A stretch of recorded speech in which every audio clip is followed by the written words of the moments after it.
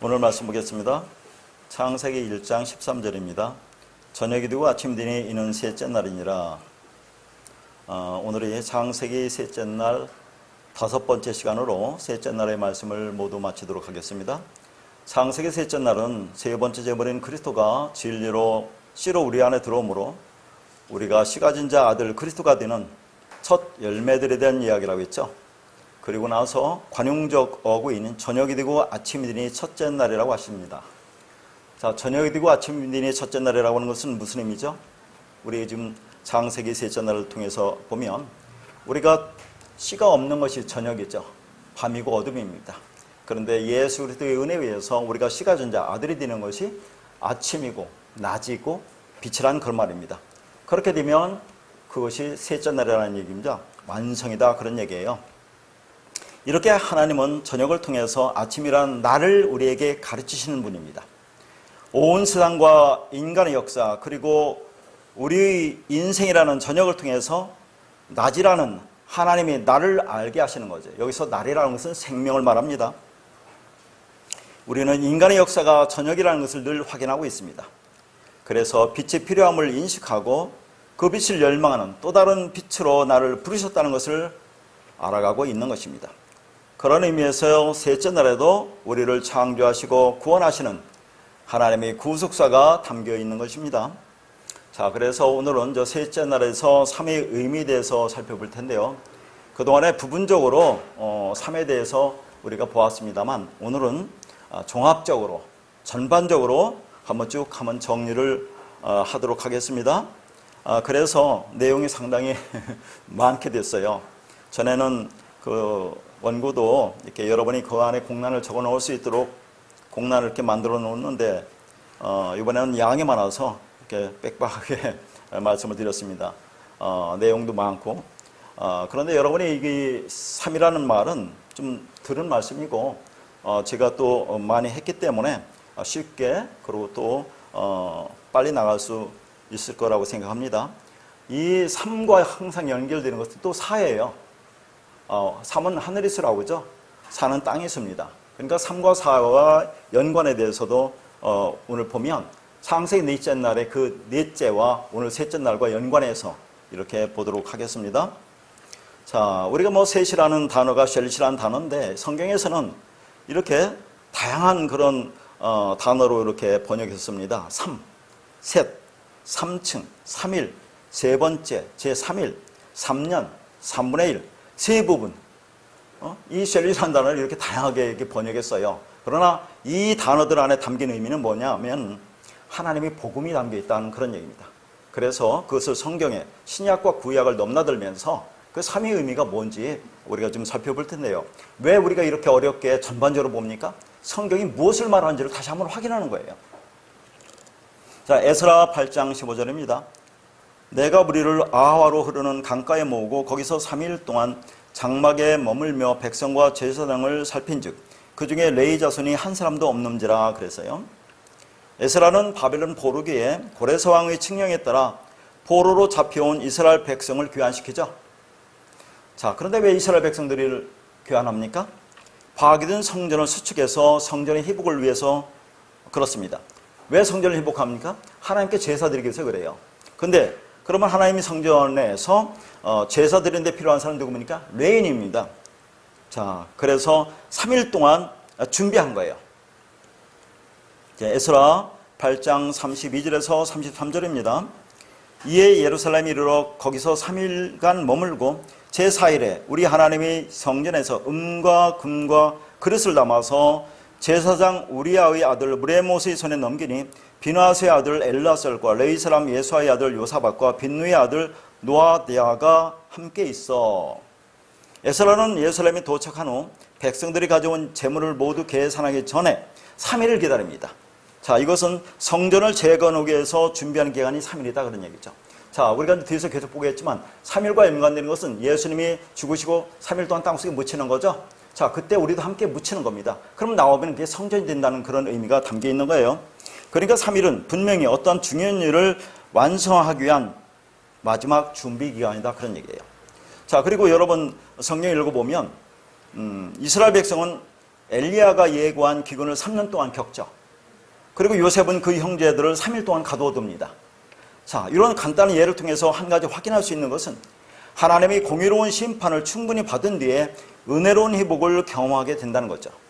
그러니까 3이라는 수, 셋으로 구분된 단위, 3일, 세 번째는 하나님의 공의, 심판이 온전히 실행되어 은혜로 완성되기까지 필요한 시간으로 보는 거예요. 이러한 3이라는 수가 우리 구원과 직결되는 것임을 점진적으로 계시합니다. 자, 요나서 1장 17절입니다. 여호와께서 이미 큰 물고기를 예배하사 요나를 삼키게 하셨으므로 요나가 밤낮 3일을 물고기 뱃속에 있느니라. 이것은 뭘 예표합니까? 우리 죄를 위해서 십자가에서 죽으시고 땅에 3일 동안 묻히신 예수님의 구속사를 예표하고 있는 거죠. 육체로 오신 예수의 몸이 무덤 속에, 물고기 속에, 율법 속에 머무른 기간이 3일이다. 그런 얘기입니다. 마가복음 9장 31절입니다. 이는 제자들을 가르치시며 또 인자가 사람들의 손에 넘겨져 죽임을 당하고 죽은 지 3일 만에 살아나리라는 것을 말씀하셨기 때문이라. 예수님도 죽으시고 땅속에 3일간 묻힌다 그 말이죠. 왜 그렇게 했다고 했죠? 예수는 그리스도라는 씨를 담고 있기 때문에 땅속을 상징하는 무덤에 들어가시는 겁니다. 그건 뭐라고 했죠? 밤으로 낯을 만들기 위해서 그렇습니다. 요한복음 2장 20절입니다. 유대인들이 이르되 이 성전은 46년 동안 지었거늘 네가 3일 동안 이렇게 했느냐 하는 거죠. 이 성전은 뭡니까? 헤롯 성전이죠. 율법의 성전을 말하는 겁니다. 그 성전을, 율법의 성전을 내가 3으로 회복시키겠다 그런 말이에요. 자, 세 번째 재벌인 그리스도에서 우리를 세 번째 성전으로 만드시는 겁니다. 호세아서 6장 2절입니다. 여호와께서 이틀 후에 우리를 살리시며 셋째 날에 우리를 일으키시리니 우리가 그의 앞에서 살리라. 몇째 날에 우리를 일으킨다고 그래요? 셋째 날에 일으킨다고 하죠. 출애굽기 10장 21절에서 22절입니다. 여호와께서 모세에게 이르시되 하늘을 향하여 네 손을 내밀어 애굽 땅 위에 흑암이 있게 하라. 곧 더듬을 만한 흑암이라. 모세가 하늘을 향하여 손을 내밀며 캄캄한 흑암이 3일 동안 애굽 온 땅에 있어서, 자, 애굽 온 땅에 3일 동안 흑암이 있게 한다고 했죠. 이 3이라는 어둠이죠. 이 어둠은 예수가 무덤 속에 있는 시간이죠.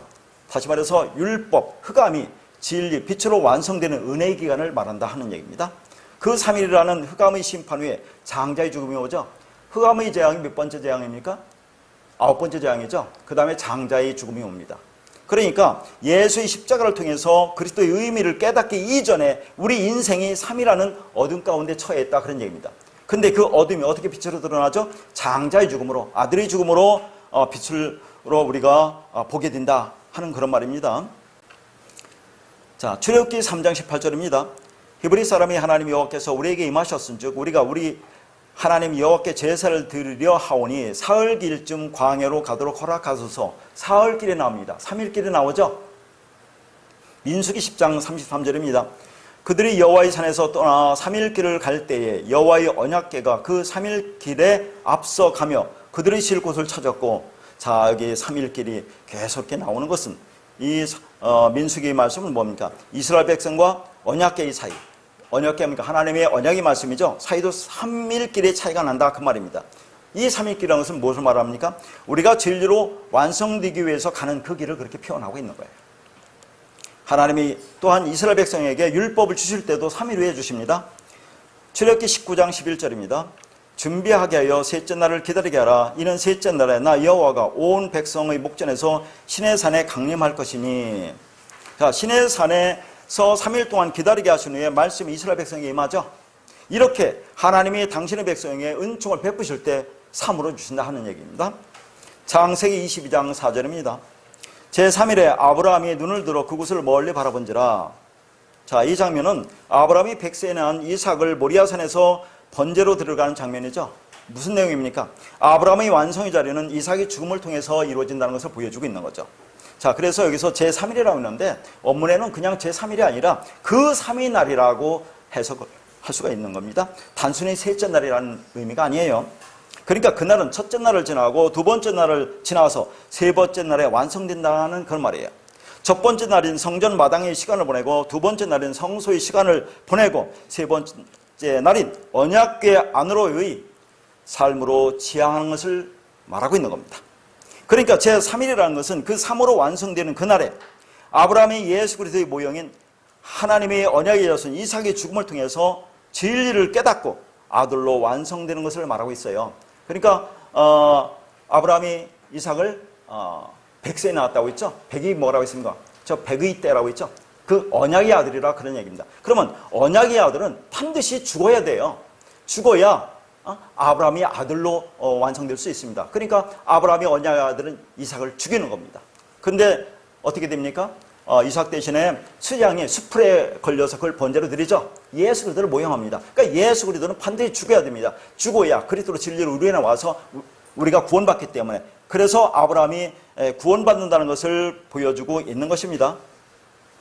창세기 40장 13절, 19절, 20절입니다.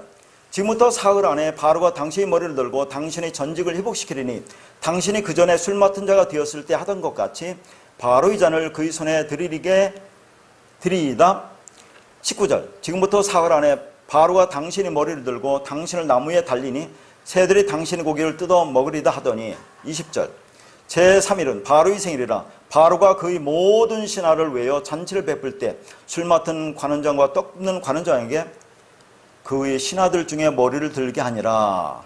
자, 이 말씀은 우리가 한번 본 말씀이고 잘한 말씀입니다. 떡 굽는 관원장과 술 맡은 관원장의 그 이야기인데, 자, 여기 술 맡은 관원장이 꿈을 꾸는데 뭐가 나오죠? 포도나무 3가지가 나옵니다. 하필이면 3가지가 나오죠. 그래서 나온 포도주를 따서 즙을 내서 그 포도주를 잔을 바로에게 드린다. 그랬더니 자, 그 술 맡은 관원장은 전직이 회복되죠. 머리가 드는 겁니다. 전직이 회복되고 그리고 나서 떡 굽는 관원장도 꿈을 꾸는데 뭐가 나옵니까? 떡 3광주리가 나와요. 3광주리. 자, 그런데 그 떡 3광주리가 뭐예요? 떡 굽는 관원장이 먹은 게 아니라 누가 먹어요? 새들이 먹습니다. 율법이 먹어요. 그러니까 나무에 달립니다. 그러니까 자, 술 맡은 관원장이 드린 그 술은 포도주죠. 포도주는 뭡니까? 물, 피, 성령, 그리스도를 드린 자는, 즉 그 진리가 뭔지를 깨달은 자는 그리스도의 머리가 되고 그래서 살고, 그 새 떡인 완성의 떡, 진리 말씀을 먹지 못하고 누가 먹어요? 새들이, 율법이 먹는 자는 그 머리가 되지 못하여 죽는 거다 하는 것을 보여주고 있는 거죠. 다시 말해서 포도주, 말씀, 진리를 드린 술 맡은 관원장은 구원이고 그 떡을 새가 먹은 떡 굽는 관원장은 심판이다, 그런 얘기입니다. 그게 언제 일어나요? 제3일에 일어난다 하는 겁니다. 심판과 구원이 동시에 일어나는 거죠. 그러니까 내 머리가 잘리고 그 위에 그리스도의 머리가 붙어야 사는 것을 보여주고 있습니다. 그러면 이것을 우리한테 대비하면 우리 머리가 잘려야, 그래야 그리스도 머리가 붙는다는 것을 보여주고 있는 거죠. 한 사람의 얘기로도 볼 수가 있는 겁니다. 누가복음 11장 5절입니다. 또 이르시되 너희 중에 누가 벗이 있는데 밤중에 그에게 가서 말하기를 벗이여 떡 3덩이를 내게 구워달라. 여기 떡 3덩이가 나오죠. 이건 세 친구와 떡 3덩이 이야기인데요. 자, 지금 밤에 여행 중에 있는 한 친구가 다른 친구에 가서 떡을 좀 달라고 합니다. 근데 이 친구가 떡이 없어요. 그래서 떡 있는 친구에게서 그 떡을 구우러 가는 그런 장면을 지금 보여주고 있는 거죠. 그러니까 그들이 가지고 있죠. 가지고 있는 사람, 그거 구하고 있는 사람, 참 전해주는 떡이 새떡이라 그 말이죠. 새떡이 뭡니까? 3위 떡, 완성의 떡이다, 그런 얘기입니다. 그러니까 단순히 3덩이 떡이란 말이 아니라 완성의 떡, 3위 떡이다, 그 말이죠. 그러니까 새 떡에서 3은 완성입니다. 그래서 3은 뭐로 한다고요? 하늘이수라고 하죠. 그 완성을 위해서 예수님이 삶으로 땅 속에 들어가신 겁니다. 이 3의 기간 동안에 인간의 모든 죄는 완전히 심판을 받았고 그 후에 하나님의 은혜가 승리한다는 것을 보여주는 거죠. 그래서 3은 하나님의 공의로운 심판과 은혜의 복을 의미하고 있는 겁니다. 그러니까 율법 안에서, 무덤 속에서, 물고기 뱃속에서 3으로 죽어야지 생명이 나온다는 말입니다. 그래서 무교절에도 뭐가 나옵니까? 사흘 동안 땅에 묻어두었던 무교병 3위 떡을 먹는 거죠. 그 떡을 먹어야 3이 되는 겁니다. 완성의 떡입니다. 그래야 우리가 씨를 갖게 된다는 것을 보여주고 있는 거죠. 자, 요한복음 2장 1절입니다. 사흘째 되던 날 갈릴리 가나에 혼례가 있어 예수의 어머니도 거기 계시고, 자, 뭐 잘 아는 말씀, 예수님이 물로 포도주를 만드는 표적인데 물로 포도주 만든다는 게 아니라고 했죠. 물 포도주를 만드는 그 표적입니다. 그 표적을 행하기 전에 사흘째 되던 날에 이런 일이 일어난다. 그 셋이 나오는 거죠. 그러니까 셋째 날에, 셋의 날에 이런 일이 일어난다, 완성이 일어난다는 것을 보여주고 있어요. 자, 이것은 뭘 보여줍니까? 그 가나의 혼인잔치는 뭘 보여주고 있어요? 어린 양인 예수 그리스도와 계시록 21장에 나오는 새하늘과 새 땅, 거룩한 성, 새 예루살렘인 어린 양의 신부인 교회, 우리와의 천상의 결혼식을 보여주고 있는 거예요. 그러니까 이것이 완성인데 이게 3일 날에 일어난다. 셋째 날에 일어난다. 그런데 또 정확히는 어떻게 됩니까? 지금 한번 말씀드렸죠. 요한복음 1장 보면 이튿날이라는 그 단어가 3번 나와요. 그러니까 이튿날에 3번 나오고 3일째 되니까 이것이 언제 일어나니까 안식일 7일째 일어난다 그런 얘기입니다. 그 완성이죠. 그걸 보여주고 있는 거죠. 고린도후서 12장 2절입니다. 내가 그리스도 안에 있는 한 사람을 아노니 그는 14년 전에 셋째 하늘에 이끌려 간자라. 자, 그래도 한두 번씩 본 말씀이니까 빨리 나가도 여러분이 잘 알아들을 줄 믿습니다. 그 첫 번째 하늘은 뭐라고 했습니까? 율법으로, 즉 진리, 하늘을 설명하기 위해 주신 옛 성전이라고 했죠. 그리고 두 번째 하늘은 말하는 성전으로 오셔서 율법을 진리로 전하는 예수님입니다. 그럼 마지막으로 세 번째 성전은 진리 성령이라고 했죠. 예수가 죽고 그리스도로 오는 게 세 번째 성전입니다. 그러니까 그 성령과 그리스도와 연합이 되어 내가 그리스도 진리가 되는 것, 이게 세 번째 성령이다 그 말이죠. 다시 말해서 그 세 번째 성전은 성령이 그리스도가 임하여 우리와 하나가 되는 우리 마음의 성전을 말하는 거예요. 그러니까 셋째 하늘에 이끌려갔다고 하는 것은 그렇게 3으로 완성되면 그것이 땅에서 끌려 나오는 거죠. 그럼 그게 하늘이 된다 하는 겁니다. 그래서 성도들 하늘들이라고 하는 거죠. 그걸 셋째 하늘, 세 번째 성전이라고 합니다. 그렇게 하나님 나라는 이 역사 속에서 3이라는 숫자 안에 담긴 거죠. 그리고 하나님 나라가 완성되는 기간도 3이라는 그런 말입니다. 그래서 3을 하나님 수라고도 하는 거죠. 물론 그 3은 이 역사, 현상계 안에서 인간이 감지하는 하나님을 말하고 있어요. 인간이 설명하시는 하나님의 수입니다. 그러니까 우리가 볼 수도 없고 느낄 수도 없고 알 수도 없는 하나님을 어떻게 우리가 알 수 있느냐. 그래서 3으로 설명한다 그런 얘기입니다. 그것이 이루어지는 기간도 3이다 하는 것을 말하고 있어요. 그래서 하늘을 셋째 하늘로 묘사를 하는 겁니다. 그래서 하나님 나라의 모형으로 이 땅에 설명된 에덴 동산, 노아의 방주, 모세의 성막, 솔로몬의 성전이 모두 세 부분 3층으로 되어 있어요. 에덴 동산도 세 부분으로 되어 있죠. 중앙 가운데가 뭡니까? 선악나무가 있죠. 뭐 선악나무, 생명나무라는데 한 나무니까 거기 있고, 그 가운데가 누가 있습니까? 두 번째 동산이 있죠. 그리고 유곽이 있죠. 나중에 가인이 그 유곽, 노 땅으로 쫓겨난다는 것을 우리가 볼 수 있죠. 이렇게 세 부분으로 되어 있습니다. 노아의 방주도 우리가 본 말씀 상중하 3층으로 되어 있다고 나와 있고, 성막과 성전 뭐 다라는 거 3부분으로 되는 거. 첫 번째 물두멍, 번제단 있는 뜰, 성전 마당과 촛대, 진설병, 분향단이 있는 성소가 있고 언약궤가 있는 지성소로 3으로 이렇게 구분되어 있습니다. 이렇게 성전과 성막을 통해서 하나님 나라를 3으로 설명하고 있어요. 반면에 땅은 전부 4로 되어 있습니다. 고대에는 땅이 니모라고 믿었어요. 그래서 배를 타고 멀리 나가면 그 사각형 끝에 당두에서 끝없는 나락으로 떨어진다고 생각을 했어요. 자, 보세요. 이 땅에 관한 그런 것들이 전부 다 사죠. 동서남북 사죠. 추나추동 사죠. 상하좌우 사. 전부 다 사입니다. 그런데 우리가 재밌는 것은 하늘을 모양하는 삼이, 자, 그것이 이 땅에서 완성이 되면 4로 나타난다 그런 얘기입니다. 그러니까 하늘의 수 3, 그 안에 담긴 진리를 깨달으면 이 땅에서 우리가 4가 된다 하는 얘기예요. 하늘의 성전을 모양하는 삼각형이, 자, 그것이 이 땅에서 완성이 되면 사각형, 정사각형이 됩니다. 이제 계속 볼 건데, 그러니까 성전이 정사각형으로 되어 있어요. 지성소도 여러분 정사각형이 됐습니다. 성전도 한 면이 정사각형이라는 그 말이에요. 그러니까 우리가 십자가에 못 박힌다는 뭡니까? 율법으로 사는 우리 육신의 생각이 십자가에 못 박히는 것이고, 그게 뭐라고 해서 세례받는 거라고 했죠. 그렇게 예수와 함께 죽고 3의 완성을 위해서 땅 속에 묻혔다가 살아나면, 그러면 내가 이 땅에서 4가 된다 그런 말이에요. 계시록 21장 2절에서 16절입니다. 또 내가 보매 거룩한 성 새 예루살렘이 하나님께로부터 하늘에서 내려오니 그 준비한 것이 신부가 남편을 위해서 단장한 것 같더라. 그 성은 네모가 반듯하여 길이와 너비가 같은지라. 그 갈대자로 그 성을 측량하니 12,000 스타디온이요 길이와 너비와 높이가 같더라. 자, 이게 완성된 새 하늘과 새 땅, 거룩한 성 새 예루살렘의 모습입니다. 이게 누구를 가리키는 거죠? 자, 그리스도 신부인 우리 성도들을 가리키는 거죠, 이게. 자, 그런데 여기 보니까 그 성이 네모가 반듯하다고 했죠. 그리고 나서 길이와 너비가 높이가 같더라. 이런 얘기 나오죠. 그러면 이게 이제 성전인데 어떤 모습입니까? 한 면이, 자, 길이와 너비가 같은, 가로 세로가 같은 정사각형이라는 얘기입니다. 그리고 그것이 뭐예요? 성전이니까 뭐예요? 길이와 높이 같은, 가로 세로 높이 같은 정육면체다. 이게 성전이다 그런 얘기죠. 이게 우리 모습이라 그런 말입니다. 이게 우리 모습이래요. 이 성전이. 자, 그러면 이게 어떻게 해서 이것을 이제 설명하죠? 여기 이제 12,000 스타디온이라고 나오죠? 한 변이 길이가 12,000 스타디온이다 그런 얘기입니다. 스타디온이라고 해서 길이 달리니까 그것은 생략하고 12,000. 그러니까 한 변이 12,000이니까 정육면체니까 변이 몇 개입니까? 12변이죠? 그러니까 14만 4천이에요, 이게. 자, 이걸 또 어떻게 설명합니까? 숫자에서, 성경에서 1과 1000은 같아요. 1과 1000은 같으니까 12,000은 뭐가 같습니까? 12과 같아요.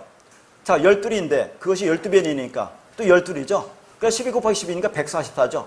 1과 1000은 같으니까 그래서 14만 4천이라도 설명할 수 있고 구약의 12지파, 신약의 12사도, 신약의 12제자. 자, 그래서 14만 4천이라고도 할 수 있고, 그러면 이게 뭘 가리키는 거죠? 하나님의 백성, 우리를 가리킨다 하는 얘기입니다. 14만 4천인 건 숫자를 가리키는 게 아니라, 그래서 계시록 14장 1절에 보면 뭐라고 나와요? 어린 양과 함께 14만 4천이 섰는데 그들의 이마에 어린 양 이름과 아버지 이름이 쓴 것이 있더라 그런 얘기예요. 어린 양 이름과 아버지 이름이 뭡니까? 말씀이죠. 그 이마에 말씀이 있는 자. 그러니까 말씀이 있는 자가 그게 하나님의 백성이다. 그걸 14만 4천이라고 하는 거예요. 다른 게 아니라. 자, 오늘 제가 이렇게 또 숫자 갖고 풀으면 거의 주로 이단들이 많이 숫자 갖고 풀지 않습니까? 그거와는 전혀 다릅니다. 제가 성경 말씀을 정확하게 보는데 이 3이 무엇을 가리키는지, 그리고 4가 뭐를 가리키는지를 성경을 통해서 보는 거지, 그 이단들처럼 그렇게 해석하는 게 아니라는 것을 알아두셔야 됩니다. 그러니까 자, 이게 이제 성전이라고 있는데 이 성전이 우리라는 얘기입니다. 우리가 성전이래요. 그럼 우리가 어떤 모양이 있습니까? 우리가 어떤 모양이 있는 게 아니잖아요. 그러니까 우리가 이 인생에서 사라는 모습으로, 이 사각형, 정사각형, 정육면체라는 이 성전의 모습으로 완성되어 가고 있다 그런 얘기입니다. 뭘 통해서? 하나님의 말씀을 통해서 그렇게 완성되고 가고 있다. 3이라는 하나님이 그 말씀 속에서 우리가 진리를 깨달으면 그게 사가 되고, 사라는 말씀 속에서 우리가 그것이 뭔지를 알면 우리가 또 사각형이 된다는 것이 계속해서 이제 나오는 말씀이에요. 그러니까 모양은 없지만 그것을 네모가 반듯한 길이와 너비가 같은 사로 설명하고 있다는 것은 땅의 숫자 4를 말하는 거죠. 그러면 이게 뭐예요? 원래 3에다가 하나가 끼어들어가는 형국이죠. 그러니까 3과 4의 관계를 잘 보세요. 3이 있는데 3은 하늘의 수를 가리켜요. 하나님이 위에 있는 성전을 가리킨다면, 자, 이 4라는 것은 땅에 있는 성전, 우리 성전을 가리킨다고 하면 3과 4의 관계를 보면, 자, 우리가 4가 된다는 것은 3에다가 하나가 들어가는 꼴이 되잖아요. 그러면 그게 4가 되는 거 아닙니까? 자, 그 이제 관계를 밑에서 설명할 텐데요. 자, 어떻게 해서 우리가 4가 되는지, 뭐 쉽게 해서 3을 통해서 3이 뭔지를 알면 우리가 4가 되는 건데, 자, 밑에서 설명을 하겠습니다. 다시 말해서 그것은 뭐냐면 3이 죽어야 돼요. 3이 부서져야 됩니다. 그래서 그 3이 우리 안에 들어오는 거예요. 예수가 지고 그리스도로 들어오는 겁니다. 그러면 우리가 4가 된다는 것을 보여주는 거죠. 이게 전부 다 언약을 설명하는 거고 십자가를 설명합니다. 그러면 내가 4가 되어서 땅에서 완성이 된다 하는 거죠. 그래서 마태복음 5장 26절에 이렇게 나옵니다. 진실로 네게 이르노니 네가 한 푼이라도 남김이 없이 다 갚기 전에는 결코 거기서 나오지 못하리라. 자, 이 말이 뭔지 몇 번 본 말씀이죠. 여기서 한 푼이라도 남김없이라는 말이 나오는데, 이 한 푼은 잘 아는 말씀. 고드란테스는 쿼터, 4분의 1, 넷 중에 하나, 넷의 하나를 얘기하는 거예요. 여기 넷이 나옵니다. 이 한 푼이라는 단어가. 남김이 없다는 것이 에스카토스죠. 마지막이라는 그런 뜻인데, 그러니까 이 말이 뭡니까? 넷의 그 마지막 하나를 받지 못하면 율법의 감옥에서 나오지 못한다고 많이 말씀드렸죠. 넷의 하나를 내가 받지 못하면 율법의 감옥에서 나오지 못한다. 그러면 여기서 마지막 하나는 뭘 가리키는 겁니까? 우리가 구원받을 수 있는 것이 뭐냐? 우리가 구원을 어떻게 받습니까? 사랑으로 받아요. 진리 말씀으로 받습니다. 그러면 자, 이걸 뭐 여러 번 설명이기 때문에 다 아는데 설명 안 드려도 되겠습니까? 자, 우리가 넷을 하나로 받아라. 넷을 하나로 받으면 사랑으로 진리를 받으면 그게 완성이야. 그런 얘기죠. 우리가 사각형 되는 거 아니니까 성전이 되는데, 자, 그것을 지금 이 말씀이 이제 산상수훈의 말씀 아닙니까? 예수님께서 쭉 말씀하는 거예요. 여러 번 말씀드렸던 거. 살인, 간음, 거짓 증거, 사랑하라. 이런 4개가 나오잖아요. 이 4개를 그 마지막 하나, 사랑으로 깨달아 알아라. 그 말입니다. 또 어떻게도 설명할 수 있어요. 자, 살인, 간음, 거짓 증거, 그걸 그냥 보면 그게 문자로 보는 거잖아요. 율법으로 보는 거죠. 그걸 그 내용 안에 내용으로, 그거 전부 다 사랑을 얘기하는 거죠. 진리를 얘기하는 거죠. 요 셋을 내가 진리로 깨달으면 사랑 하나로 받는다는 그런 말로도 또 이해할 수가 있는 거죠. 그러니까 넷의 마지막 하나를 받는다는 것은 사랑을 얘기하는 겁니다. 그 사랑, 진리를 받으면 네가 완성이야, 네가 정사각형이야, 네가 성전이야, 그렇게 얘기를 하고 있는 거죠. 그러면 내가 이 땅에서 네모 반듯한 정사각형이 된다. 다시 말해서 그 마지막 하나인 사랑으로 정사각형이 되는 겁니다. 그러니까 삼각형이 어떻게 정사각형이 되느냐? 3이 부서져야죠. 3이 뭔가 변화가 일어나서 그 사랑으로 그 하나를 채우면, 한 배를 채우면 우리가 정사각형이 되는가? 그래서 3은 누굽니까? 하늘에서 예수님이 십자가 죽음을 얘기하는 거죠. 그래서 그리스도로 우리 안에 들으면 우리가 사가 되는 겁니다. 정사각형이 되다, 완성이다 하는 것을 얘기하는 거죠. 이것은 원래 3의 하늘에 하나가 끼어들어가 4를 만드는 형공입니다. 이렇게 그 3을 가지고 그 언약, 하나님을 설명하고 있어요. 자, 그것을 형태로 만들어주면 뭐라고 합니까? 성전이고, 그걸 말로 쓰면 성경입니다. 그러니까 하늘의 수, 이거 볼 수도 없고 느낄 수 없는 것을 어떻게 우리한테 설명할 거냐? 그래서 그것을 형태로 만들어줘서 뭘 가르칩니까? 우리한테 지금 율법을 줘서 진리를 가르쳐주죠. 그게 성전이에요. 그 말로 준 것이 이게 성경 아닙니까? 그러면 성경이나 성경을 통해서 그 내용을 알으면, 그러면 뭡니까? 그게 다 이해되면 내가 마지막 사가 되어서 정사각형으로 완성되는 거죠. 그러면 그것을 사랑이라고도 하고 온전함이라고도 하는 겁니다. 마태복음 5장 48절입니다. 그러므로 하늘에 계신 너희 아버지 온전하신 것 같이 너희도 온전하라. 자, 하늘에 계신 아버지 온전하신 것 같이 우리도 온전하라, 그런 얘기입니다. 이런 것을 문자로 보는 사람한테 한번 보여주면 어떻게 너희가 하나님 아버지 온전하신 것 같이 온전할 거냐? 모든 율법을 다 지켜서 온전할 거냐? 율법을 지킬 수 없는데? 그럼 어떻게 할 거냐? 그런 얘기죠. 자, 그러면 이 말씀을 하기 전에 앞에 바로 뭐라고 한다고요? 사랑하라, 그런 얘기가 나옵니다. 그러니까 이 말씀을 사랑으로 받으면 그게 온전한 거야. 그런 얘기를 하는 거죠. 넷을 하나로 받으면 그게 온전한 거야. 사랑으로 받으면 온전한 거야. 그게 넷이야. 정사각형이야. 그게 성전이야. 그런 얘기를 하고 있는 거예요. 아가페의 사랑으로 완성하면 그것을 완전하다, 넷이다라고 하는 겁니다. 그렇게 완성되지 않으면 절대로 그 옥에서, 율법의 감옥에서 나올 수 없다고 하는 거예요. 따라서 성도는 이 땅에서 반드시 넷이 돼야 합니다. 자, 그러면 이 넷이라는 단어, 지금까지 이제 넷은 정사각형이라고 했죠. 자, 이 네모 반듯한 거, 이 성전이라고 했습니다. 그러면 넷 안에 이런 의미가 담겨 있나 안 있나 우리가 또 봐야 될 거 아닙니까? 이 넷이라는 단어가 이제 이건 히브리어로 들어가서 보면 창세기 넷째 날에 나오죠. 우리가 다음에 볼 거 넷째 날. 넷째 날이라는 그 넷째가 레비라는 단어입니다. 이 레비라는 단어는 자, 어떤 뜻이냐면 넷이나 넷째나 네모가 있어요. 근데 이거 보니까 잘 모르겠어요. 그럼 이게 어디서 왔느냐 보니까 라바라는 단어에서 왔는데 이 라바가 네모 반듯하다 그 말입니다. 아, 이 창세기 넷째 날이 이 네모 반듯한 거구나. 이게 완성되는구나. 그러니까 셋째 날에 완성됐죠. 우리가 씨를 가진 자. 그러면 넷째 날에 그렇게 이 땅에서 우리가 넷으로 나온다. 그래서 넷째 날에 창세기 넷째 날에 뭐가 나오죠? 하늘의 별이 나옵니다. 그걸 하늘의 별이라 이렇게 얘기하는 거죠. 셋째 날에 완성된 아들이 넷째 날 이 땅에서 넷으로 나온다는 얘기예요. 3으로 우리가 완성되면 이 땅에서 넷으로 나온다. 그 정사각형 성전이죠. 그걸 하늘의 별이야 라고 얘기를 하고 있는 거죠. 이렇게 전부 다 연결되는 겁니다. 그러니까 우리가 어떻게 완전하냐, 어떻게 사랑을 받으면, 자, 그 넷이 되면 그런 게 온전하고 완전한 거야. 그 넷이라는 것이 네모 반듯하다, 온전하고 완전하다는 얘기가 있잖아요. 정사각형이니까. 그렇게 되라, 그런 얘기입니다. 그래서 그 네 번째는 우리 이야기가 되는 겁니다. 자, 그럼 어떻게 넷이 되느냐? 지금까지 쭉 얘기한 겁니다. 다르게 설명하면 하나님께서 하늘을 설명하기 위해서 우리에게 주신 이 세상, 코스모스라는 이 세상, 율법, 성경, 성전, 성막, 사람 등을 가지고 진리는 하나로 읽어내면 그게 넷이다 하는 얘기예요. 지금까지 이런 얘기를 많이 얘기했습니다. 그러니까 넷은 진리로 완성되는 걸 얘기하는 거죠. 이것은 하늘의 모든 것이 열로 주잖아요. 우리 계명의 열로. 그 열을 하나로 알아내면 그게 완성이에요. 그러면 이 땅에서 우리가 넷이 되는 겁니다. 그러니까 하늘의 삶을 진리로 깨달으면 그게 이 땅에서 사가 되는데 그 넷의 마지막 하나가 사랑이다. 그런 말입니다.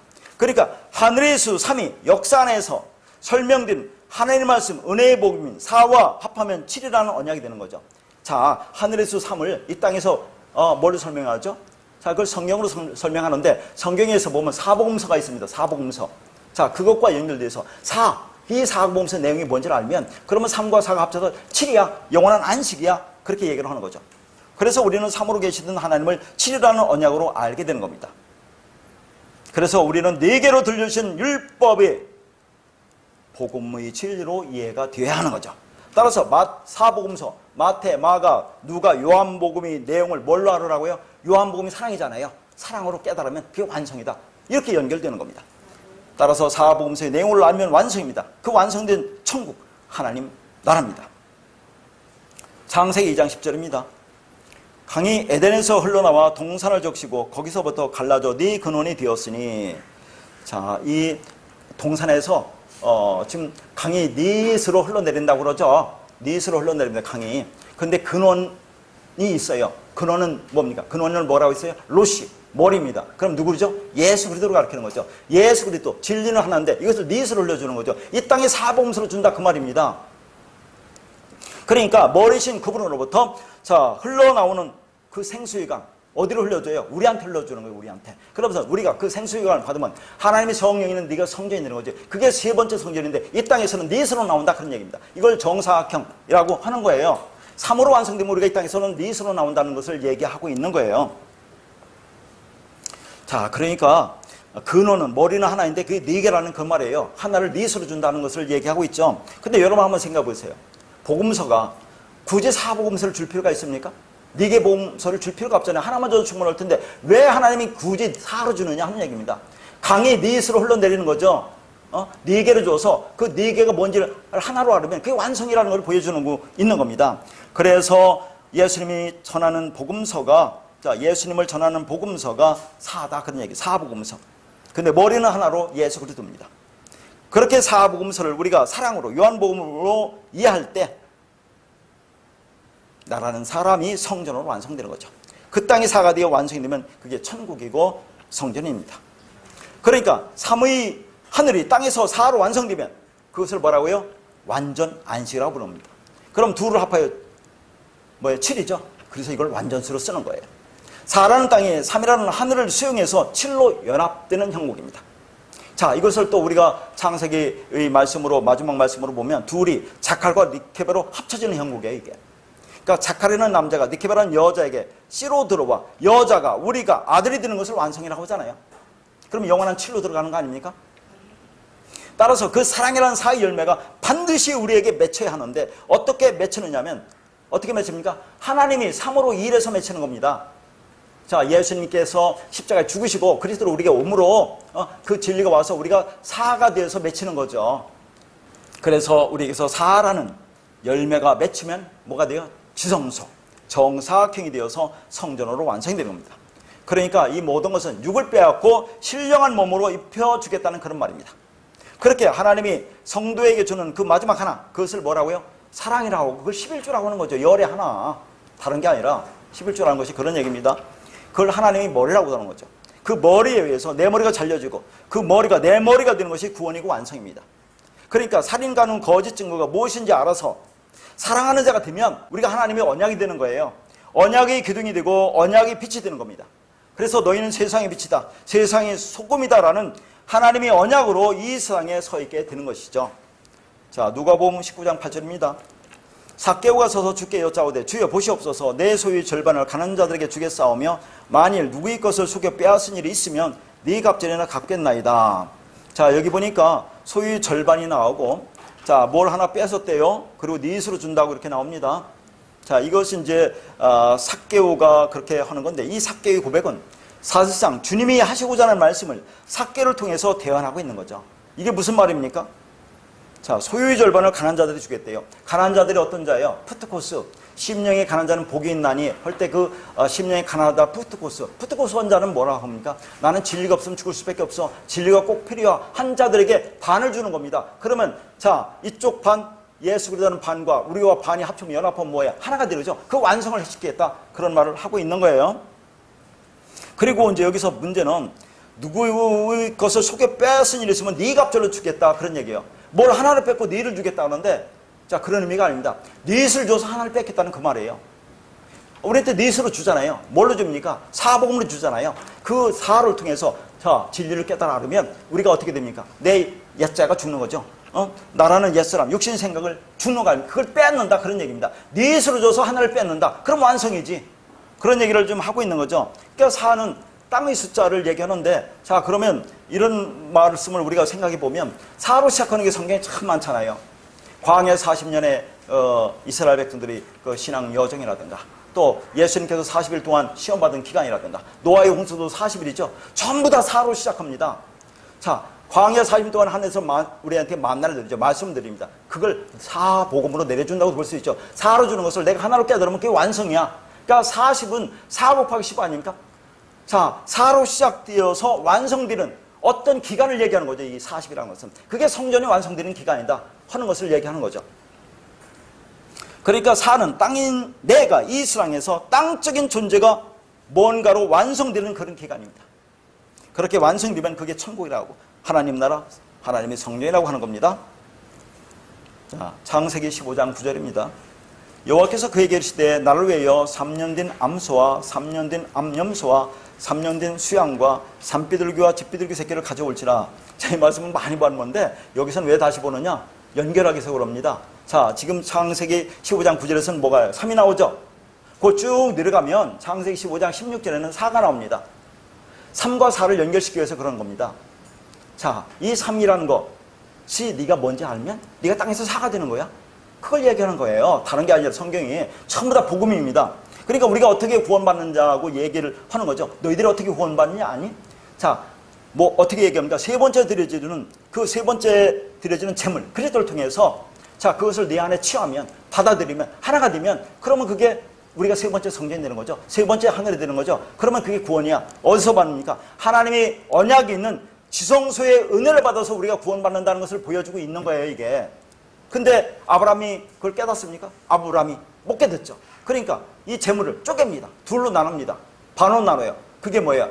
인간의 본성이에요. 율법적 본성. 인간은 모든 걸 둘로 나눕니다. 하라 하지 말로 나누죠. 열심히 행해서 하나님 나 잘하고 있죠. 나 괜찮은 사람이죠. 믿음 줬죠. 자, 아브라함도 똑같고 우리도 이 땅에서 전부 다 이렇게 둘로 나누고 있지 않습니까? 그러면 그게 죽는 거야 라는 것을 보여주기 위해서 하나님이 지금 언약을 하는 거예요. 언약. 우리에게 언약. 너희들이 그렇게 해서 너희들이 구원받는 게 아니다 하라고 하나님 언약식으로 하는데 어떻게 합니까? 그 쪼갠 고기 사이로 즉 햇불이 지나가죠. 말씀이 내가 이렇게 쪼개지는 거야 하는데 조건은 뭡니까? 아브라함이 이거 잠들었네. 아브라함이 잠들었다는 것은 죽었다는 겁니다. 그러니까 하나님의 언약이라는 것은 하나님이 십자가에 쪼개져서 이루지만 그 조건은 뭡니까? 너희도 죽어야 돼. 아브라함이 죽었다고 표현을 한다니까요. 굳이 거기서. 자, 이것을 지금 보여주고 있는데 그러면 우리가 지금 이것을 말해도 알지 못하잖아요. 이스라엘 백성도 알지 못하고 지금 아브라함도 알지 못하니까 이것을 어떻게 합니까? 직접 체험케 해요. 현장 체험을 해서 그 진리가 뭔지를 깨닫게 합니다. 하나님께서 오죽 못 알아들으니까 그래서 이스라엘 백성을 애굽으로 보내요. 400년 동안 종살이 합니다. 400년은 아니에요. 여기는 400년이 나오는데 정확히는 몇 년입니까? 430년인데 이것도 400년을 한다니까요. 4 곱하기 100, 4 곱하기 10. 자, 우리가 뭘로 완성되는 그걸 보여주기 위해서 400으로 굳이 얘기를 해요. 430년인데 400년 동안 애굽에 그렇게 노예로 보내잖아요. 그래서 거기에서 많은 고난을 받고 그러면 너희들이 나오게 된다 하는 그런 걸 보여주잖아요. 직접 체험을 합니다. 어떻게 나오죠? 어린 양의 죽음을 통해 나오잖아요. 어린 양, 6월절 어린 양의 죽음인데 자, 그것이 두 번째 제물인 예수의 죽음이야. 그러면 우리가 그렇게 죽었다는 걸 알면 우리가 뭡니까? 세 번째 제물이 그리스도와 더불어 나오는 거잖아요. 우리가 그리스도와 연합해서 하나가 되는 거죠. 그러면 그게 4로 나오는 거야. 3이 뭔지 알면 그게 4로 나오는 거야. 그래서 바로 창세기 15장 16절에는 4대 만에 돌아온다는 그런 말이 나오는 거예요, 이게. 그러니까 이 진리 아마르, 구약에는 아마르가 진리입니다. 이 진리를 깨닫지 못하니까 다바르, 율법으로 주는 거죠. 이 세상을 통해서, 이 역사를 통해서 지금 설명하고 있어요, 하나님이. 오죽 답답 보면 그렇게 하겠습니까? 이스라엘 백성에도 그렇게 해요. 왜 그렇게 해서 구원해야 되니까, 그렇게 해서 깨달아야 되니까 그렇게까지 하는 거예요. 그러니까 너희들이 애굽으로 들어가서 400년 동안 종살이를 하다가 나오게 되는데 어떻게 나오냐면 어린 양의 은혜로 나올 거야. 예수가 죽고 그리스도라는 진리로 나오게 될 거야. 연합해서 하나가 되면 그렇게 된다는 얘기죠. 예수가 죽고 그리스도로 나오는 겁니다. 그러면 그게 세 번째 제물이란다. 창세기 15장 9절에 세 번째 제물 3이 무엇을 의미하는지를 알면 그거 네가 사로 나오는 거야. 그걸 사대라고 표현했거든요. 그러니까 자, 우리가 출애굽하는 것을 뭐라고 하죠? 홍해를 건너니까 홍해 건너게 세례라고 하는 거니까 예수와 함께 죽고 그리스도로 나오는 거예요. 우리가 죽어야 나온다는 것이 의미가 담겨 있는 겁니다. 우리가 예수와 함께 죽었다. 홍해물에 빠져 죽었다. 그러면 뭡니까? 우리가 그리스도 연합해서 나오는 거죠. 그게 완성이죠. 그러니까 애굽 군대가 그 홍해 바다에 그렇게 전부 다 몰살당합니다. 우리 옛자, 애굽이라는 옛자, 율법적 존재가 죽어야 나오는 거야. 그렇게 보여주고 있는 거예요. 그러니까 우리가 홍해를 건너면 완성입니다, 이게. 근데 또 광야에 가면 또 40년 동안 아까 사라는 그 말씀으로 우리가 뭔가 양육하는 기간으로 40년이라는 기간을 주잖아요. 그렇게 깨달으면 네가 사로 완성되는 거야. 그럼 그거 깨달으면 또 우리가 요단강을 건너서 가나안 땅 들어가죠. 그러면 성소에서 지성소 들어갈 때 어떻게 합니까? 그 휘장이 찢어지죠. 휘장을 뭐라고 했어요? 예수 육체라고 있잖아요. 예수가 또 죽는 거예요. 우리와 함께 죽고 자 그리스도로 살아나서 세 번째 재단인 그렇게 세 번째 물 그리스도 연합돼 우리가 하나가 되는 거야. 그러니까 전부 다 세 단계를 얘기하고 있지만 각 곳곳마다 우리가 이렇게 죽어야 완성된다는 걸 보여주고 있어요. 그러니까 우리 구원의 과정이 이렇다는 걸 보여주는 거지 이것이 막 섞여 있는 겁니다. 우리도 이 땅에서 그걸 경험하지 않습니까? 자, 그런 말을 하고 있는 거죠. 그런데 그것을 너희들은 죽었다 깨어나도 알아듣지 못하잖아요. 그러니까 하나님 역사를 통해서 직접 체험하면서 율법으로 그렇게 깨닫게 하시는 겁니다. 그래서 언약을 주시는 거다 하는 거죠. 그러니까 하나님의 관심은 진리를 가르치기 위해서 400년이라는 종살에도 감소하게 만드는 것이 하나님입니다. 그렇게 해서 깨닫게 해서 아들을 만들어낼 거야 하는 거예요. 자, 그래서 햇불이 지나가기 전에 이렇게 말씀합니다. 창세기 15장 16절입니다. 네 자손은 4대 만에 이 땅에 돌아오리니 이는 아모리 족속이 지하기 아직 가득 차지 아니함이라 하시더니 자 4대 만에 돌아온다고 그러죠? 돌아오는데 아모리 족속이 지가 아직 가득 차지 않대요. 자 이게 가나안에서 지금 하나님은 언약하는 거죠. 자 4대 만에 돌아온다. 여기서 4대라는 것이 4가 아까 뭐라고 했어요? 레비라고 있죠. 대는 뭡니까? 두루라는 단어예요. 두루라는 단어가 이게 뭐 시대나 세대 이런 말이 있기 때문에 이걸 대라고 한 것 같아요. 4대라고 한 것 같은데 이건 자손과 후손이라는 말이 있어요. 그러면 4의 후손이죠. 네 세 후손이다 그 말입니다. 네 세 후손으로 나올 거야. 네 세 백성으로 나올 거야 그런 얘기입니다. 그럼 네 세 백성, 네 세 후손이 뭐냐 그런 얘기입니다. 그런데 어떻게 그 자손이 그렇게 나오느냐 하는 것은 아모리 족속이 지하기 가득 차면 나온다 그런 얘기죠. 옛날 성경 뭡니까? 이걸 관용하다고 그랬어요. 어려우니까 이게 가득 차다고 이렇게 바꾼 거거든요. 자 그러면 아모리라는 말이 뭐냐면 에모리입니다. 이게 히브리어로 에모리. 족속이라는 말은 없어요. 그냥 에모리입니다. 에모리라는 말은 뭐냐면 자 이게 아마르에서 왔어요. 아까 아마르가 구약에서 진리라고 했죠. 하나님 말씀하신 나올 때 그게 아마르입니다. 내가 지금부터 진리 줄 거야. 그게 아마르예요. 자 아마르에서 나왔습니다. 그러니까 아모리라고 하는 것은 즉 하나님의 말씀을 말하는 자, 하나님의 말씀을 가진 자 이걸 아모리라고 그래요. 그들의 지위가 가득 찬다. 관여하다라고 했는데 이 가득 차다는 것이 쉘람이라는 단어인데 이게 완성하다 그런 말이에요. 그러니까 자 하나님의 말씀을 말하는 자 그들의 죄가 완성되면 너희들이 사로 나올 거야 그런 말이죠. 그러면 이게 무슨 말이에요? 하나님의 말씀을 말하는 자의 죄가 가득 찬다 완성된다는 말이 뭡니까? 지금 이스라엘 백성들이 하나님 백성이에요. 그러면 그들이 하나님의 말씀 진리를 말하는 자가 돼야 되는데 그들이 여전히 율법을 말하고 있잖아요. 그러니까 그 율법을 말하는 자 그게 죄 아닙니까? 죄. 하나님의 말씀이 없는 자가 죄예요. 그게 죄. 근데 그 죄가 완성된다는 것은 그렇게 말하는 자가 진리가 먼저 깨달으면 그게 완성되는 거 아닙니까? 그러면 네 스스로 완성될 거야. 하늘의 삶을 통해서 그걸 깨달으면 네 스스로 나올 거야. 그런 말을 하고 있는 거죠. 자, 이 말씀을 제가 또 어서 어떻게 설명했어요? 야고보서 1장 15절에 욕심이 잉태한 즉 죄를 낳고 죄가 장성한 즉 사망을 낳느니라로 설명했습니다. 저 죄라는 것이 저 욕심이라는 게 뭐예요? 욕심. 우리가 생각하는 그런 욕심입니까? 아니, 에피투미야. 탐욕, 탐심. 자, 이거 우상숭배라고 하는 거죠? 자, 우상숭배, 탐욕, 탐심. 말씀을 율법으로 보는 게 그게 죄야? 죄를 낳고 당연하죠. 그러면 그 죄가 내가 여전히 율법으로 말하는 그 존재가 장성하다 이것이 완성되면 완성되면 그럼 뭐야? 그게 사망이 된다 그런 얘기죠. 사망이 뭡니까? 다나토스 사망. 그러니까 자 내가 그 탐욕 탐심 가는 거 율법을 가지고 생활하는 것이 죄 아닙니까? 그것이 완성된다는 것은 그 죄가 뭔지를 깨닫고 내가 하나님의 말씀을 가지면 그러면 다나토스 사망 아닙니까? 그렇게 되면 완성이야를 얘기하고 있다니까요. 그러니까 그렇게 사망해야 그 사람은 완성이 되는 겁니다. 그러니까 어떻게 되느냐면 이 사람들의 율법이 좋고 그 말 진리를 말하는 자로 나올 것이다. 그런 얘기예요. 그래서 너희 자손이 사로 나올 것이다 라고 얘기합니다. 그러면 사라는 삶을 잘 산 사람이 누구냐를 보는 거예요. 이 땅에서 사의 삶을 산 사람. 그게 요셉입니다. 요셉. 자, 창세기 보면 아브라함, 이삭, 야곱이 나오죠. 그리고 나서 요셉으로 이어집니다. 그러니까 아브라함, 이삭, 야곱이라는 것은 자, 이게 하늘에서 3이잖아요. 이 셋을 통해서 지금 복음을 설명하는 겁니다. 그러니까 이들에게 언약을 주잖아요. 자, 언약을 주고 그 어떻게 아들이 성취되는가를 보여줘요. 자, 그것이 완성된 것이, 완성으로 나온 것이 요셉이다, 그런 말이에요. 3이 뭔지를 알면 그게 4로 나오는데 그게 요셉이다 하는 것을 보여줍니다. 그래서 성경에 보면 아브라함이 하나님, 이삭이 하나님, 야곱이 하나님이라고 하지 요셉이 하나님이라고 하지 않습니다. 요셉의 하나님까지는 가잖아요. 요셉에서 완성되기 때문에 자, 그렇게 얘기를 합니다. 그래서 아브라함, 이삭, 야곱, 요셉으로 이어지며 그 요셉이 넷들의 이야기예요. 그러니까 자, 아브라함, 이삭, 야곱 이 3을 통해서 자, 우리가 아들이 된다는 게 뭔지를 깨달아내면 그게 넷이 되는 거 아닙니까? 그 넷의 삶을 산 사람이 요셉이다 하는 거예요. 왜 그런지를 지금 어떤 이제 또 설명을 하겠습니다. 하나님은 아브라함과 이삭과 야곱 셋을 통해서 그 3의 의미를 설명해 주잖아요.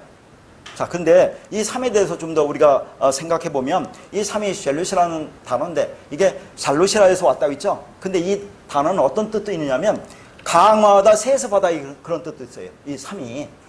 자, 강화하다, 세습하다라는 의미가 뭡니까? 복음이 아브라함에게서 이삭에게로, 이삭에게서 야곱으로 점점점 분명하게 그렇게 흘러내려서 강화되고 드러나고 계시되고 있다, 그런 얘기입니다. 그러면 그 셋의 마지막이 야곱 아닙니까?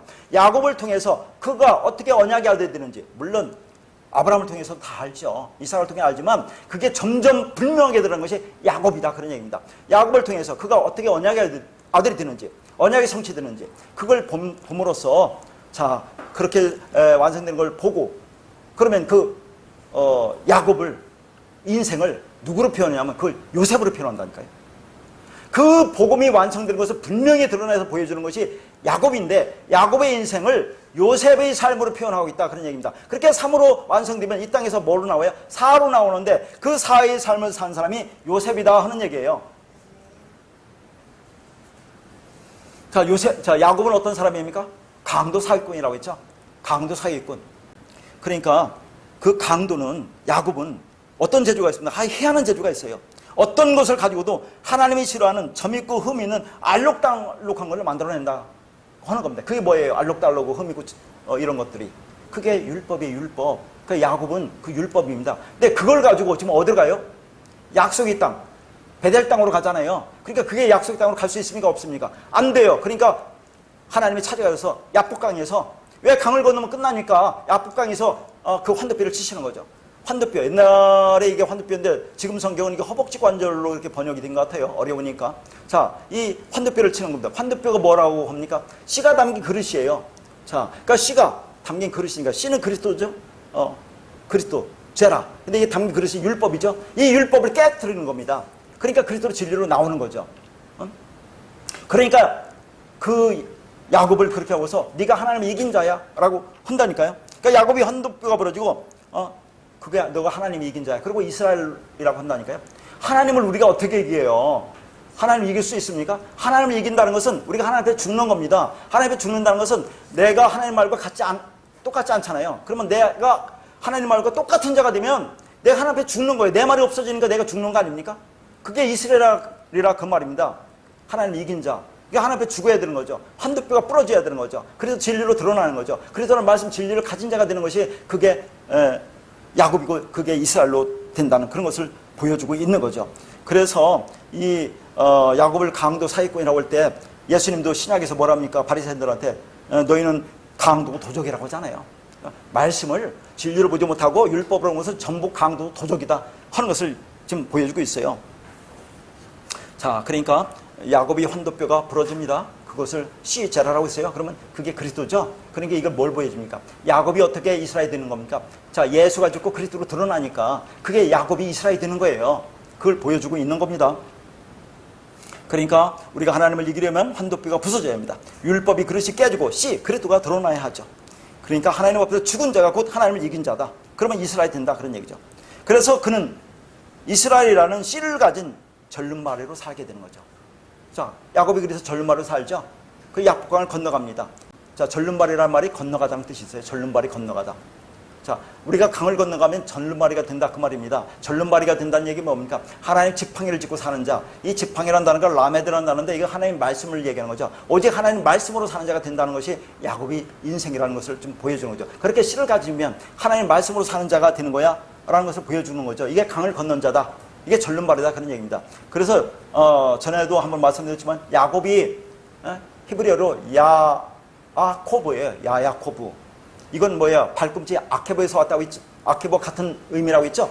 야곱이라는 단어와 그 발꿈치라는 단어가 같아요. 같은 어원에서 왔어요. 그러니까 야곱이 발꿈치라는 얘기입니다. 여러분 발꿈치가 뭡니까? 이 땅을 딛고 사는 근본 아니에요. 이 세상이라는 욕망을 딛고 율법이라는 본성을 가지고 살아가는 근본이 그게 발꿈치, 그게 야곱이에요. 그래서 그게 부서지니까 절름발이게 돼서 건너간다는 의미도 있는 거죠.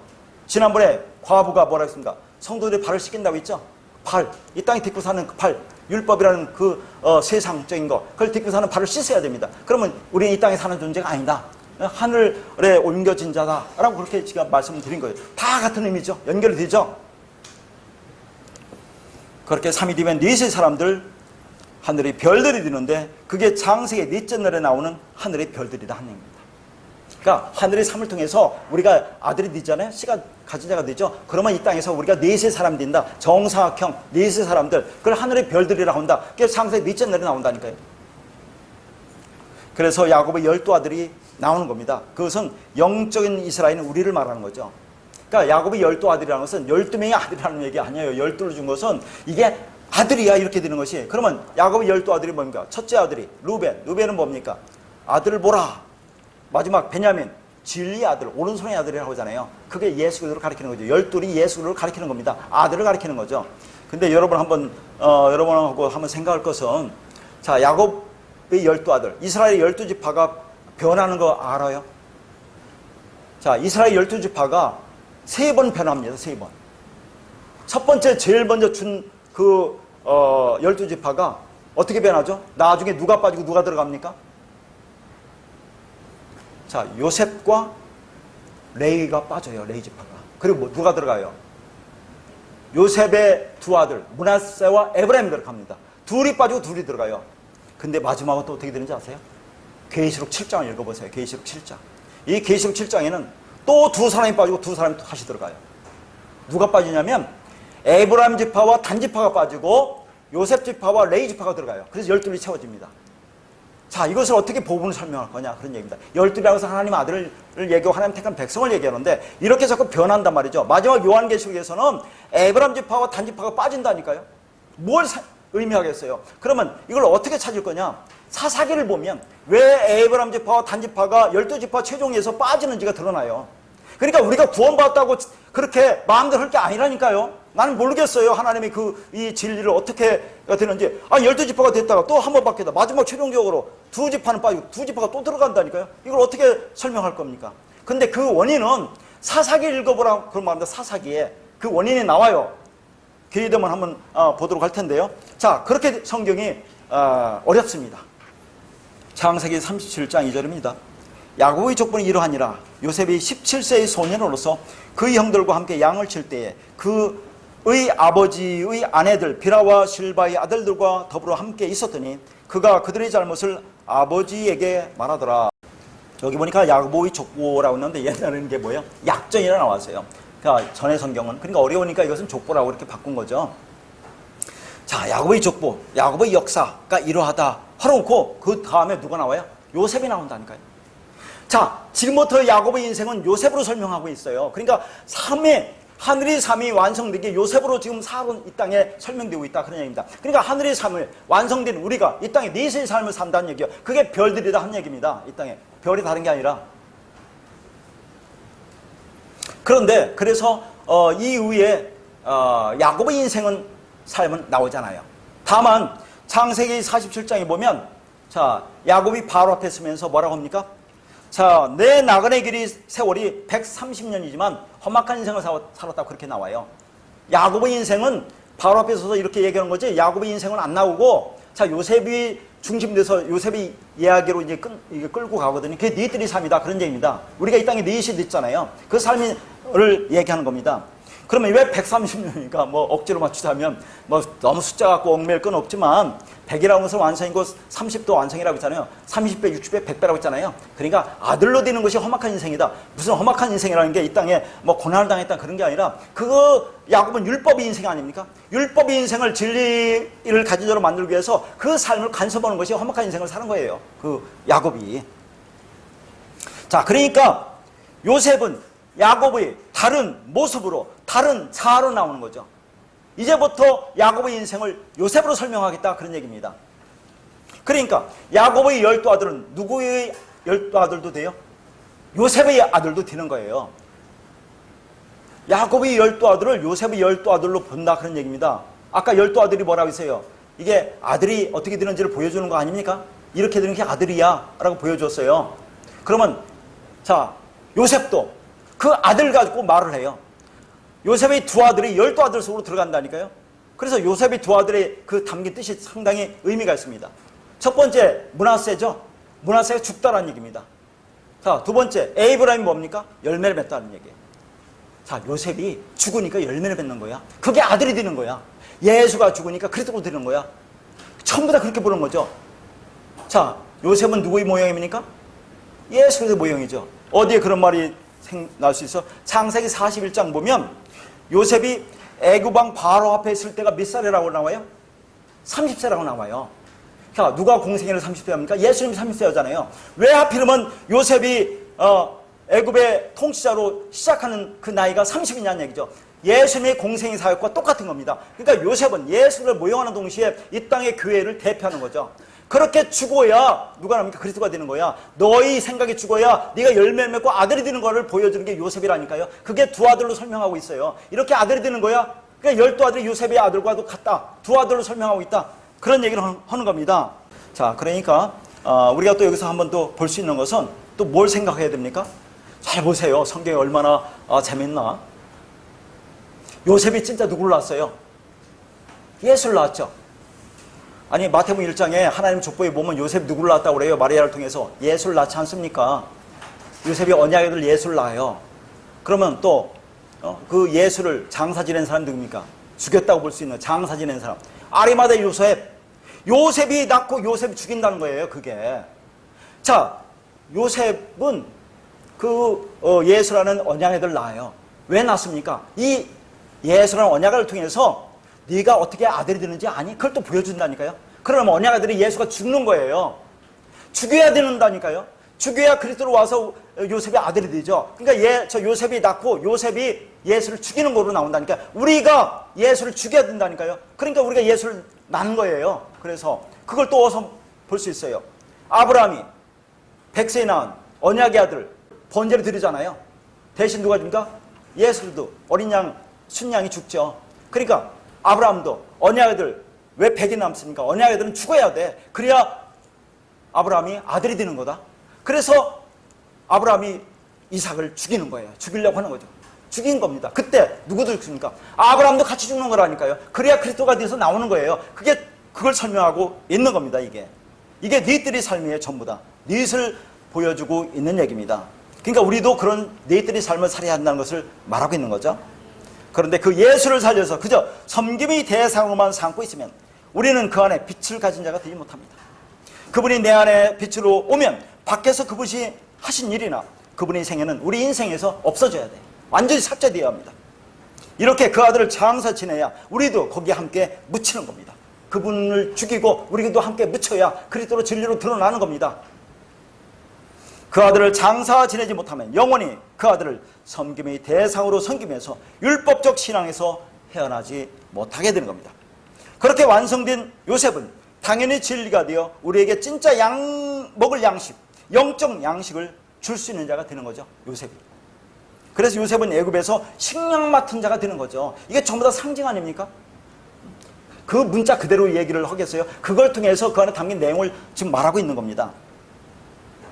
먹을 것, 양식을 관장하는 자가 되는 겁니다. 그것이 없으면 죽어요.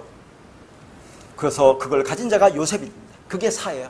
우리가 삶을 통해서 씨를 받고 완성됐잖아요. 그럼 이 땅에 사의 삶을 사는 그가 우리가 양식을 가진 자다 하는 얘기를 하는 겁니다. 온 세상이 그 기근으로 먹을 양식과 농사지을 씨가 없는 시대에 오직 요셉은 양식을 생산할 수 있는 씨가 있었던 거죠. 요셉은. 그래서 요셉은 이 양식으로 사람들을 거둬들입니다. 그리고 나서 그들에게 생명을 보존할 수 있는 씨를 주고 씨를 뿌리라고 합니다. 마지막 창세기 47장 23절입니다.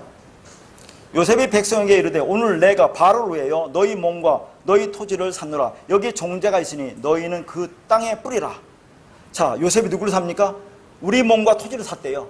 요셉은 누구를 모형한다고 했어요? 예수를 모형해죠. 어떻게 삽니까? 그분이 십자가 죽음을 통해서 우리를 대속하는 겁니다. 그래서 우리 몸과 토지를 샀다고 하는 거죠.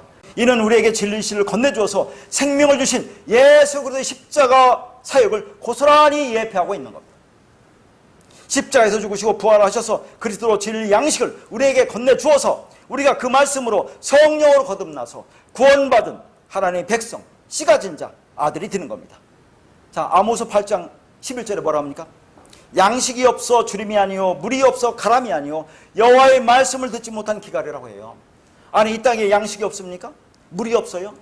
오늘도 이 시간에 수많은 사람들이 하나님이 양식이라고 내려주고 있잖아요. 근데 양식이 없다고 합니다. 물이 없습니까? 진리물이 없대요. 수많은 말씀을 하고 있는데 여호와의 말씀을 듣지 못한 기갈이래요. 이렇게 온 세상에 진짜 하늘의 양식이 없어서 진짜 물, 진리의 물이 없어서 기갈로 죽어가는 시대에 오직 예수 그리스도만이 영으로 우리에게 진리 말씀을 건네줘 하늘의 생명이 되어 영생을 살게 하는 겁니다. 그러면 우리가 그 말씀을 가지면 자, 이 세상에서 진짜 양식을 가진 자가 되는 거죠. 세상에서 강력한 힘은 뭡니까? 양식을 가진 자예요. 양식을 주는 자만큼 힘 있는 자가 어디 있습니까? 그 양식, 진리를 나누어주는 자가 진정으로 사랑하는 자고 그게 용서하는 자다 하는 겁니다. 그러면 여기서 또 우리가 하나 마지막으로 볼 것은 자, 요셉이 우리 몸과 토지를 샀대요. 대속했습니다. 십자가에 죽으시고 대속했어요. 그러면 그걸로 끝납니까? 뭐라고 합니까? 종자가 있으니 그 땅에 뿌리라고 하잖아요. 이런 것을 말 안 하니까 우리는 다 됐어, 할 것이 없다고 얘기한다니까. 종자가 있으니 뿌리라고 한다니까요. 종자가 뭡니까? 이게 제라예요. 씨예요. 그럼 뿌리라가 자랍니다. 씨를 뿌려라 하는 겁니다. 왜 씨를 뿌리라고 합니까? 씨를 뿌려서 추수하라, 그 말이 담겨있겠죠. 그러니까 진리 말씀을 전하는 얘기입니다. 그럼 오늘 본문 말씀과 연결하면 어떻게 되죠? 창세기 우리가 셋째 날에 11절 12절에 자, 뭐라고 나오죠? 그 땅에게, 그 땅이 뭡니까? 좋은 땅이죠. 좋은 땅에게 씨 맺는 채소가 뭡니까? 씨가 제라고, 맺느니 뭐라고 해요? 자라라고 했어요. 씨를 뿌려라고 그랬어요. 땅에게 씨를 뿌리라고 하지 않습니까? 그래서 씨를 뿌려서 싹을 돋게 해서 거기서 씨가 잘 만들어내라고 한다니까요. 땅에게 하지 않습니까? 그런데 우리가 마가복음에서 볼 때 그런데 씨가 우리가 자고 깨워 하는 중에 씨가 그렇게 자란다고 하죠. 그러면 또 그 바로 밑에서는 땅이 스스로 열매를 맺는다고 하는 겁니다. 그러니까 우리가 그리스도와 연합되기 때문에 땅이 한다고도 볼 수 있고 그리스도가 하나님 씨가 한다고도 볼 수 있는 거 연합된 하나가 되기 때문에 그래서 말씀을 그렇게 하는 겁니다. 그런데 그러면 우리가 이 땅에서 해야 될 일은 뭐예요? 우리가 씨를 뿌리는 일은 해야 된다는 그 말입니다. 근데 씨를 뿌리면 그 씨를 통해서 열매를 맺게 하는 것은 씨가 하는 거죠. 어디 그런 말이 나옵니까? 고린도전서 3장 6절에 고린도전서 3장 6절을 보세요. 자, 바울이 말합니다. 나는 심었고 아볼로는 물을 주었으되 오직 하나님께서 자라게 하셨나니 라고 하잖아요. 바울이 심었대요. 아볼로는 물을 주고. 그럼 누가 자라게 합니까? 하나님이 자라게 하는 거죠. 자, 우리는 씨가 있으니까 씨가 됐지 않습니까? 그러면 그 땅이 좋은 땅이 됐으니까 그걸 뿌리라는 얘기입니다. 뿌려. 그러면 자라게 하는 것은 하나님이 자라게 하는 거야. 너희들이 관심을 가질 건 아니야. 만약에 씨가 뿌렸는데 이게 좋은 땅이면 하나님 자라서 열매를 맺게 할 것이고 그게 길가밭, 돌짝밭, 가시떨기밭이면 열매를 맺지 못하는 건데 그건 우리가 관여할 바 아니잖아요. 씨는 뿌려야 될 거 아닙니까? 줘야 될 거 아니에요. 그러다가 어쩌다가 또 그 말씀을 듣고 그래서 씨가 가진 자 아들로 또 완성이 될 수가 있는 거잖아요. 그래서 창세기 26장 12절에 전에 말했던 거 이삭이 농사예요. 100배를 얻었다는 것은 이삭은 예수를 그리스도의 모형으로 보면 자, 예수님의 씨를 뽑으면 100 아들을 완성한다는 말이 있지만 이삭을 우리의 대표로 보면 그 이삭이 땅에 거기다 씨를 뿌리잖아요. 그럼 100으로 얻었다. 이 얘기를 한단 말이죠. 아무것도 않는 게 아니라니까요. 우리가 이 땅에서. 그럼 누가 전할 겁니까? 누가 전해서 이 말씀을 들을 거냐고요. 그렇잖아요. 이렇게 성도들은 셋으로 완성되어서 내세의 삶을 사는 사람들입니다. 그래서 그들을 하늘의 별들이라고 하는 거죠. 그게 요셉이고 바로 진리시를 받아 아들이 된 우리들입니다. 그러니까 창세기 셋째 날이 하나님의 사랑과 은혜가 언약으로 씨로 우리에게 주어지는 것을 설명하고 있는 거죠. 그렇게 하나님의 언약을, 약속을 씨로 생명으로 받아 하나님의 아들이 그리스도가 되었다는 것을 우리가 믿음의 눈으로 바라보면서, 그러니까 우리가 어떤 존재라는 것을 깨닫고 이 땅에 살아가는 동안에 힘들고 어려운 일이 있을지라도 넉넉하게 이기며 승리하는 저와 여러분이 되기를 바라겠습니다.